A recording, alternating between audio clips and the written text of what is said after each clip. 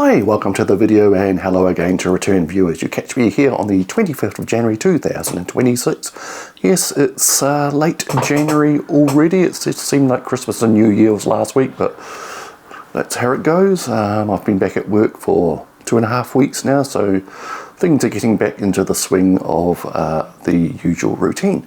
Today, a very quick review about what's quite a slim book. It is this one, Everything Is Tuberculosis by John Green. Now this book seemed to end up on a lot of best of 2025 lists towards the end of the year when those things started swamping the internet.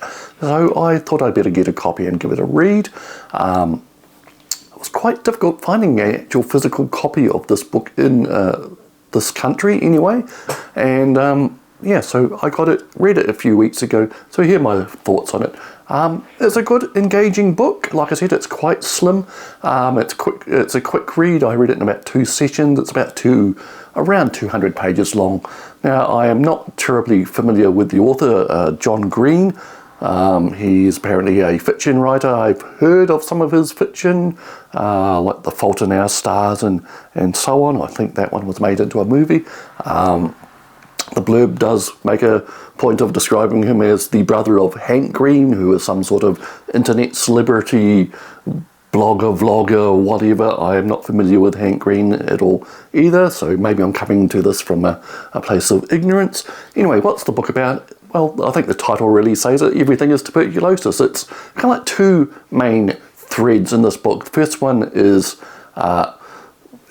John Green, basically part of his work or charity work. He travels to Sierra Leone in the about 2019 to study the, I think, neonatal care of the country. And in the city of Laka, he encounters a young man, Henry Ryder.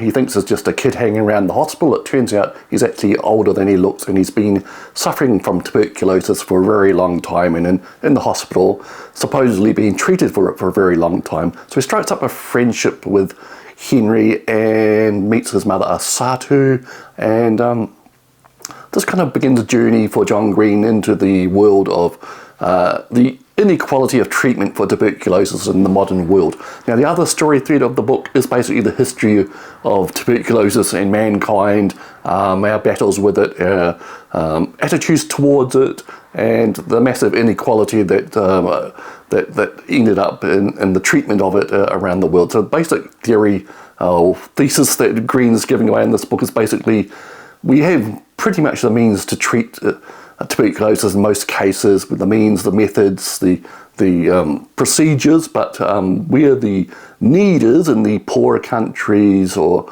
and so on, the technology, the methods, the means, the medicine isn't there. That's all concentrated in the richer countries, which basically don't need it quite as much.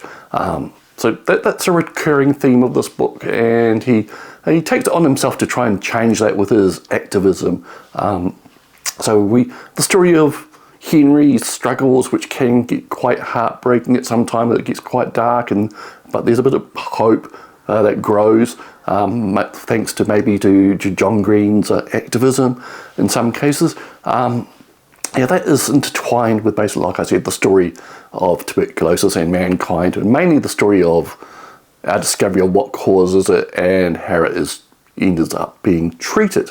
I actually found some of this stuff about the history of tuberculosis.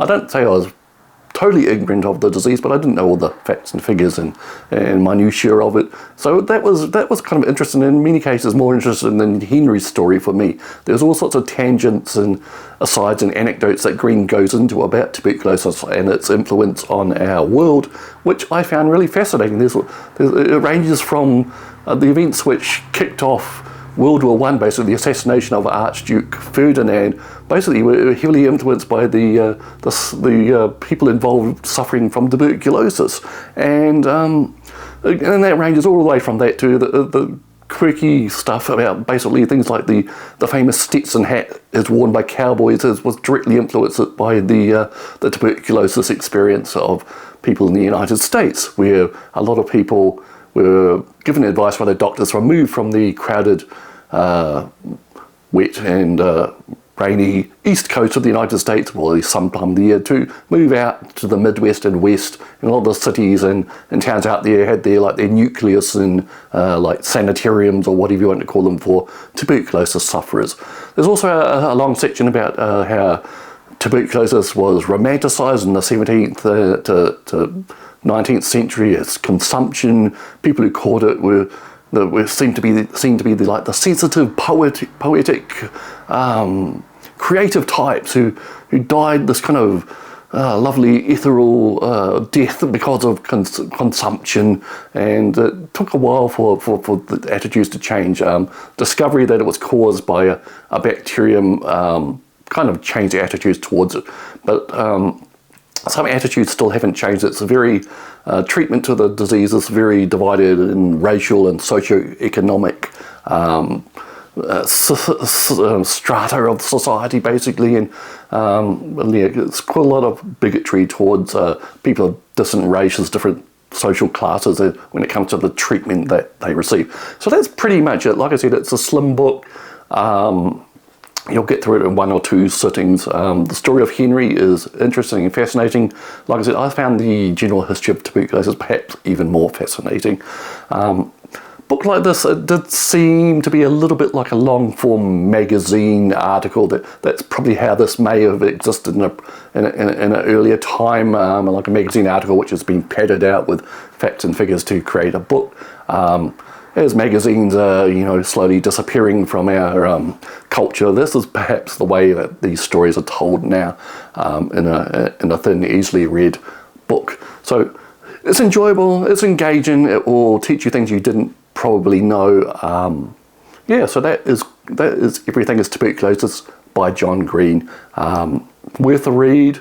It'll fill your heads with facts and figures for a few days. Henry's story will remain in your head as well for some time. So, okay, that's pretty much it. Like I said, it's late January already, and probably in the next weekend, perhaps I'll have the next book haul, the January book haul. It's going to be quite a short one. I haven't been spending a lot of money on books lately, mainly because I haven't had a lot of money. As I said earlier, I've been back at work, and that's been taking up much of my attention and time. And so we'll catch you next time. Cheers.